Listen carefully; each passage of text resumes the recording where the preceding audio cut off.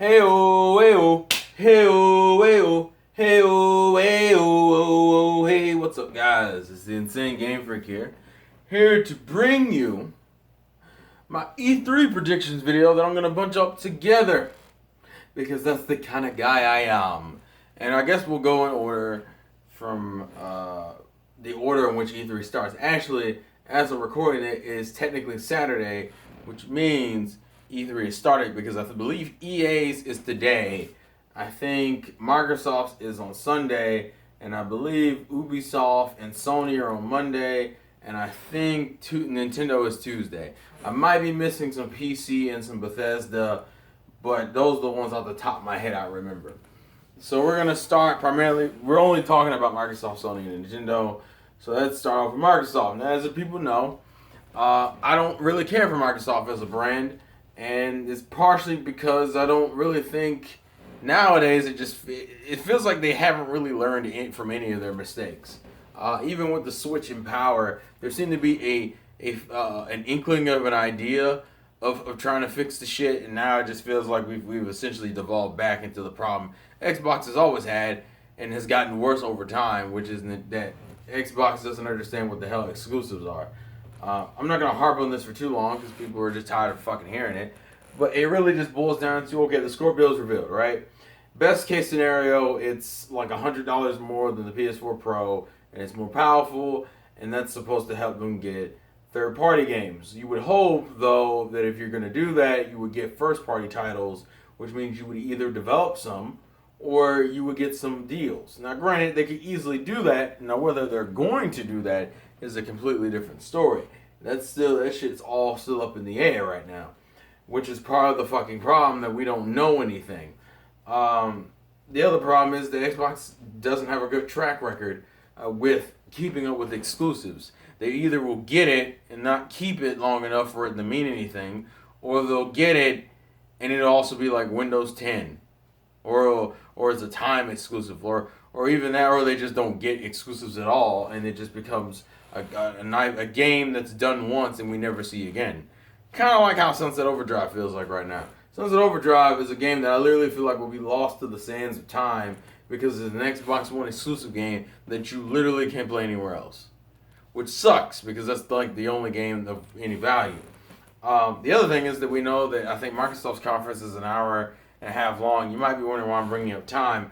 Well, honestly, do you really think they have an hour and a half's worth of game footage? No, I bet you like 30 minutes to an hour of that will be just talking about the fucking Scorpio, which is dumb because you had Digital Foundry talk about the specs, but you didn't have them just reveal the fucking console or reveal it yourself. So we're gonna waste at least half of the E3, I'm betting, on just the fucking Scorpio and whether or not it's worth a damn, and then we'll have people nitpicking the shit out of it going forward because for some reason Xbox is on this weird power trip that thinks because my console is more powerful, I'm automatically going to get better games. Because the problem, see that works for certain consoles manufacturers, it doesn't work for Microsoft. You know why? Because Microsoft doesn't have any Japanese support whatsoever. They might get Japanese multiplats, that's about it. They don't really get any true Japanese support. That's the first problem. Two, that doesn't fix your exclusive problem. If you're still not making fucking games, whether it was Xbox One, Xbox 360, the original Xbox, or Xbox Scorpio, if you're not making original games, it doesn't fucking matter because you still have no exclusives. And I don't mean Windows 10 also exclusive. I mean Xbox One exclusive. We're talking console exclusives here. Stop this weird, oh, it's Xbox One and Windows 10 exclusive, because then to me, it devalues your own brand to do that. It makes me feel like that you have no interest in continuing Xbox as a console manufacturing section of the company, and you just care about Xbox as a brand, meaning you don't care if it goes digital only as long as the Xbox brand is still around. And then I guess people are kind of questioning how powerful it'll be. Because, yeah, you'll be able to run multiplats better. And I guess the other issue is whether or not they're going to stick to this whole thing about how it's like a pro version of the Xbox One. It's not like a new console. And I agree with the sentiment that I think it would have been smarter to make it a new console. Because to make it a part of the Xbox One library, gains nothing. But the other problem is that if you don't make it part of the Xbox One ecosystem, then it kind of doesn't gain all the benefits. Other than, oh look, it's backwards compatible with Xbox One games. Does that mean it's also going to be backwards compatible with Xbox 360 games? Like, there's still a whole bunch of extra shit you would have to add, or at least keep in mind of, to maintain consumer loyalty. And right now, since you're falling, your Xbox's consumer loyalty is pretty low, or just lower than it used to be. It's become a situation of, okay, so what are we gonna do? What are we gonna do? My suggestion personally would be the Xbox to probably just see. The problem is that if you make it like a pro version of the Xbox One, there's nothing to be gained there. I think honestly it would do better as like a next generation Xbox console, because there's no real value in having it be a pro version. Like the new 3DS kind of works because the new 3DS isn't expensive, but the Xbox Scorpio I'm banking is gonna at least be 500, and that's at the least. I think at the most it could turn into 800, depending on how reckless they want to get with this shit. And considering that's what fucked them over last time, I don't know how reckless they're trying to get with it. I'm hoping they also, and I doubt this, but I would like them to learn the lesson that is pretty simple nowadays, that exclusives do matter. And I mean console exclusives. I don't mean this fucking Windows 10 shit. I mean only on Xbox One. Scorpio. That's it. I don't want to hear no and anything. Just Xbox Scorpio.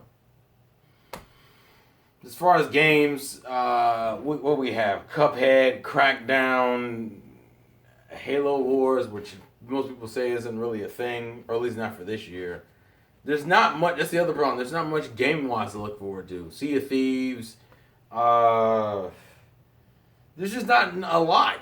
A lot of their shit was just either exclusives of franchises that have already released, or like third-party games that are on other platforms. And that's like, because my biggest thing with Microsoft is just release some fucking games that you only have, that only Xbox gamers can get. Not Windows 10 gamers, only about Xbox One gamers. Because you devalue your console with this whole PC shit. But I don't know. There's not too much I really want to say as far as Xbox is concerned. That's about it. Let's move on to Sony. And Sony's in an interesting position because people praised the fuck out of their conference last year. And granted, it was a good conference. That's not to be denied. But there is something that needs to be addressed. If anyone goes back and looked at their conference, and I did for the sake of reference, you would know that Sony, in its conference, had a whole bunch of first party and a whole bunch of third party. But the thing about, I really want to address the first party, because don't get it twisted what I'm about to say, because PlayStation's had a great year so far. A lot of good games, a lot of good releases, there's a decent number of them that are also exclusive to either Sony platforms or the PlayStation 4, which is great. That's not my issue, though. My issue is that last year we got shown a whole bunch of games. We got shown, I think, what was it? Days Gone, Death Stranding, Detroit, Become Human, Spider-Man, God of War. I remember, I forget if Last of Us 2 was actually shown or not. But I know that is another game that we have, that the Sony camp has. And I want to just address something that needs to be stated. Throughout that whole conference, if you exclude third-party games like Resident Evil 7 and Call of Duty and even Disney Infinity and the Lego Universe game, I forget what it's actually called. If you looked at all the Sony-only titles, you notice there was only 3 games that have been released, when the third one will be released within like the next few weeks. And that's Last Guardian, which was released last year, and it was the only game, it was like the second game to get a release date. The first game being Horizon Zero Dawn, which came out earlier this year. Those were like the only 2 games that got release dates, because even the Crash and Insanity, the Insane Trilogy game didn't get a fucking release date. Everything else is like in some weird in development or, you know, a work in progress with a PlayStation 4. And so I'm going to say the same shit to them that people throw at Nintendo all the time. That means a good chunk of games this year are either going to be third-party games we already know about, or these games that we already have known about for a year, and possibly some new IP stuff. Some new titles. Possibly some new titles. But like 2/3 of this is going to be redundant as hell. And that's not my problem. My concern is this. Sony's major issue this year is fucking release dates. It was amazing how much praise they got last year, even though they only had release dates for 2 games. They had release dates for 2 games and everything else was a wait and see. Hell, there were developers, I think for the God of War one, when they did interviews, that he wasn't even prepared to say like 2017. Like he was just sitting there like, I don't know what to say. It's nuts, considering these games were shut off so early, and we don't want to have what people make fun of Nintendo for, the whole you announce the game like 2 or 3 years out before it actually releases, because this will be the second E3 for Spider-Man, the second E3 for Days Gone, the second E3 for Detroit Become Human, the second E3 for what else? No, Death Stranding, the second E3.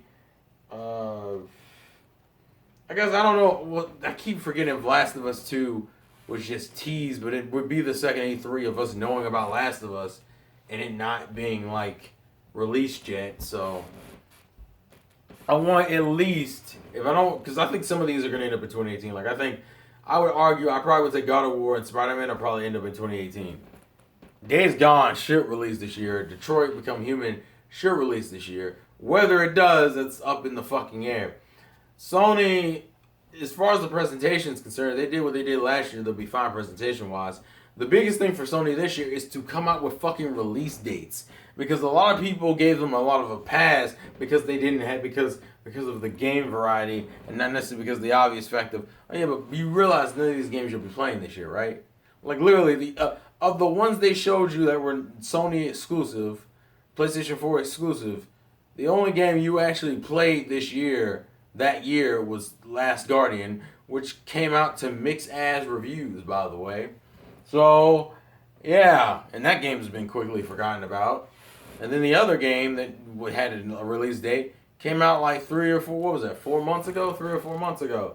And that game, granted, sold well, but it's another one of those things where it's like, so the 2 games you get release dates for are the only 2 games of that E3 press conference that were Sony exclusive that we've gotten.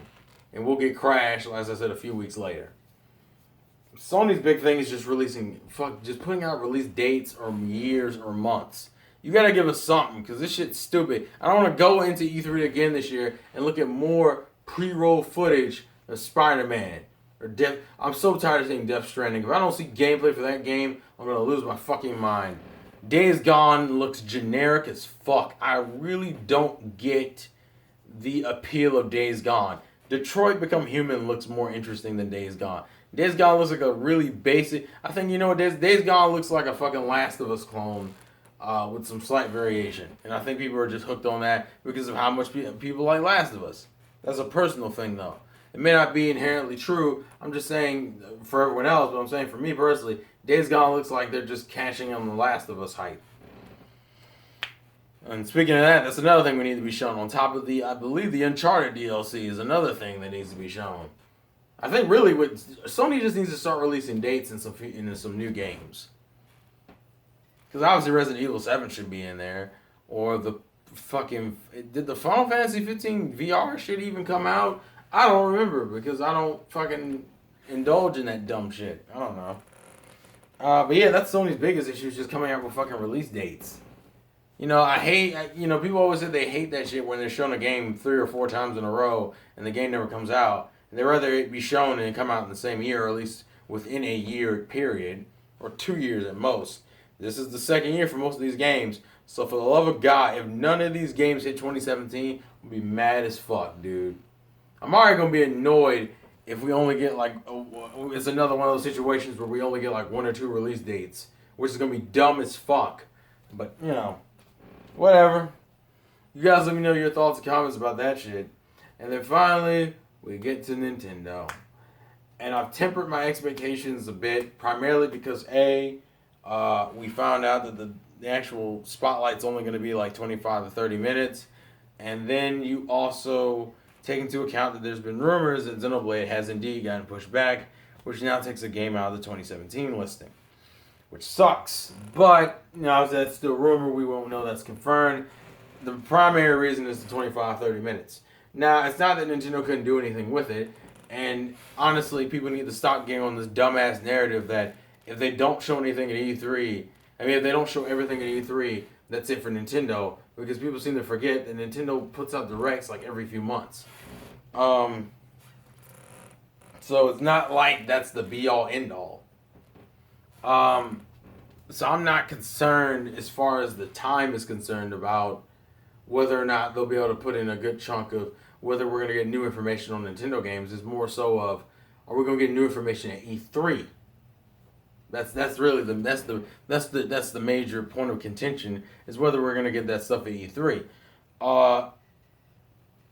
And just to, thought I was hearing something. It might have been me leaning across the bed right here. And just to kind of speak on what games will be shown and what games won't be, we got our 3 tournaments, which is ARMS, Splatoon, and Pokken. I don't expect ARMS to be in the direct at all because there's nothing to talk about with that game. The game comes out that Friday, and comes out this Friday, and there's literally nothing else to talk about. You've talked about everything with that game. I would expect probably a little bit Splatoon 2 stuff, but that's about it. Honestly, they could, if they did this like they did that Spotlight, that direct, what was it, a few months ago, it will probably be fine. Especially because there's this whole thing about it only being focused on Switch, which might be part of the reason why it's short, is that if it's only focused on Switch, they'll probably do what they did last year, where they announced 3DS games during the Treehouse, which is cool. Obviously, most people want to just see Switch games, but you know, if I had to take a guess of what games I think we're going to get shown, Mario Odyssey, Fire Emblem Warriors, probably the Rabbids Kingdom Battle game, Xenoblade, probably Splatoon 2 on some level. There's been rumors of Smash Switch. I don't even know if they would put that in there or if it would be one of those. If it is that fast format from before, it might just be briefly mentioned. Here's Smash. Here's Smash the Switch. Here's what it includes. Here's where it comes out. Boom.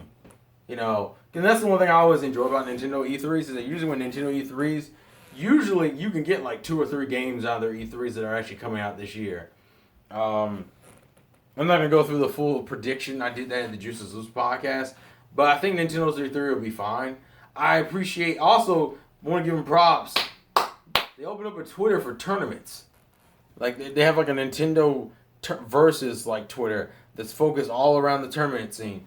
And I'm just glad to see Nintendo supporting the tournament scene. It'd be really cool if Smash Brothers for Switch had like an HD Melee as a part of the package.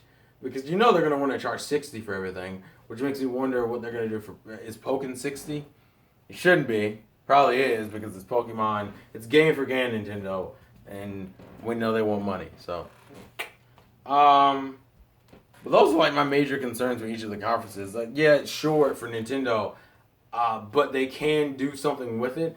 I think the one thing I'm most concerned about is having some level of a system update for the Switch, because there's a lot of, if anyone's noticed, there's a lot of maintenance that's going on around the time of these various directs. Of these last few days, and I would like there to be some fruits of that labor.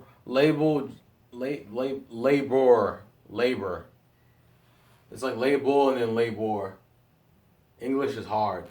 For me, apparently. I struggle with everything, folks. Don't worry about it. It's also around 12 to 1 o'clock in the morning, and I'm getting kind of sleepy. So I'm going to end the video here. I think I really covered those main 3 things. Obviously, I'm rooting for my Nintendo squad for us to get a lot of shit. Because, you know, the Nintendo community's been somewhat raised up recently throughout all the good Switch news, except for the voice chat thing. But, you know, I would like us to come out of E3 this year and be like, yeah, that's what we're doing, baby. That's what we're doing. And granted, I like to see Microsoft come out there and be like, I think we have a foothold again. Because, they kind of don't right now.